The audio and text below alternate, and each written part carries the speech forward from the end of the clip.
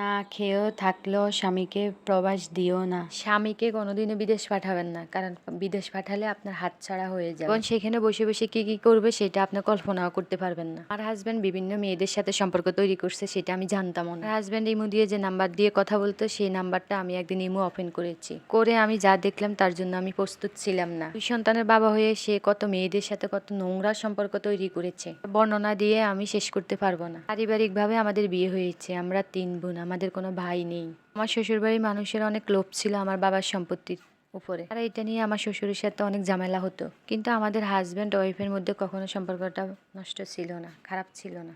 সংসারে এত অশান্তি, জ্বালা, যন্ত্রণা ওদের সাইডে ছিল অনেক বেশি, যেটা আমার বাবা পূরণ করতে পারত। এই জন্য শ্বশুর শাশুড়ি বা সংসারে অন্যান্য মানুষ আমাকে খুব কষ্ট দিত, কিন্তু আমার হাজব্যান্ড তখন পর্যন্ত আমাকে অনেক ভালোবাসতো এবং আমাকে অনেক সাপোর্ট করতো, আর কোনো কিছুতেই আমাদের সম্পর্ক নষ্ট ছিল না। দেখতে দেখতে সংসারের সমস্ত অশান্তি আমি মেনে নিতে লাগলাম এবং সংসার অনেক ভালোই চলছিল। দিনের বেলা অশান্তি থাকলে রাত্রের বেলা ওই যে ও যখন ঘরে আসতো তখন ওর সামনে আমাকে কেউ বকাবকি করতো না। সব মিলিয়ে দিনের বেলাটা আমার অনেক খারাপ যাইতো। আমি শুধু সন্ধ্যার পরে অপেক্ষা করতাম কখন যে সন্ধ্যার পরে হবে, কখন আমার রাতটা ভালো কাটবে, আমার স্বামী ফিরে আসবে আর তাদের থেকে আমি একটু রেহাই পাবো। এভাবেই আমাদের সংসারটা চলছিল, কিন্তু হাজব্যান্ডের ভালোবাসা আমার জন্য ছিল, এজন্য শান্তি পাইতাম। আর দেখতে দেখতে আমার মেয়ে দুনিয়াতে আসলো, আর আমার মেয়ে বড় হতে লাগলো, আর আমাদের ওয়াইফের মধ্যেও অশান্তি শুরু হলো কেন জানি। এ বদলে গেল এবং অনেক পরিবর্তন লক্ষ্য করলাম। তাই কথা, সে আমার গায়ে হাত তোলে এবং আমাকে অনেক মারধর করে। কতবার যে রাগ করে বাবার বাড়িতে চলে গিয়েছি, কিন্তু আবার সে চলে যাইতো আমাকে ফিরিয়ে আনার জন্য।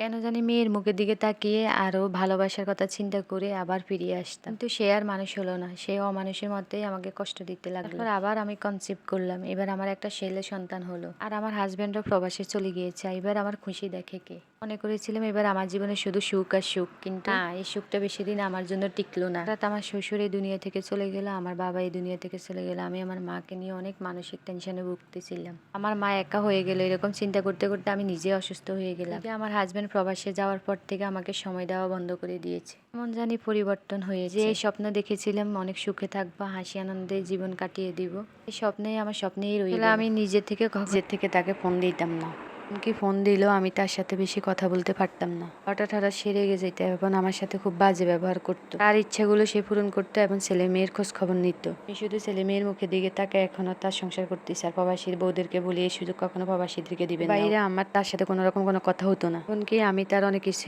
হজম করেছি এবং তার ইমুতে ঢুকলে আমি অনেক কীর্তিগান অনেক কিছু দেখতে পাই এবং তখন অনেক কষ্ট হয়, আফসোস লাগে তাকে কেন প্রবাসে পাঠাইলাম। চোখের সামনে থাকলে হয়তো সে এত অপরাধের সাথে নিজেকে জড়িয়ে ফেলতে পারতো না। এখন আমি তাকে ফিরিয়ে আনতে পারবো না, বাবার বাড়িতে গিয়ে তো ঠাঁই পাবো না। কিন্তু যখনই দেখবেন প্রবাসীরা আপনাদেরকে অবহেলা করছে, আপনার সাথে কথা বলতে বিরক্ত হচ্ছে, তখনই তাকে মনে করবেন যে অন্য কিছুর সাথে সে জড়াই গেছে। কিন্তু কিছু করার নাই, আমি জানি আমি তাকে ফিরিয়ে আনতে পারবো না। তোমাদের কাছে অবশ্যই কমেন্ট করে জানাবে। এটা এক প্রবাসী বউয়ের জীবন কাহিনী, আপুটা আমাকে বলছে আমার, তাই তোমাদের সাথে শেয়ার করলাম। আর প্রবাসীর বউরে একটু সতর্ক থাকবেন, জামাইকে একদম নিশ্চিন্তে ছেড়ে দিবেন না। ওকে, আল্লাহ হাফেজ, সবাই ভালো থাকবেন, সুস্থ থাকবেন, বাই। কার কার সাথে এই গল্পটা মিলে গেছে তারা অবশ্যই কমেন্ট করবেন। সবাই সুস্থ থাকবেন, ভালো থাকবেন, প্রতিদিন আমার ভিডিও দেখবেন, বাই।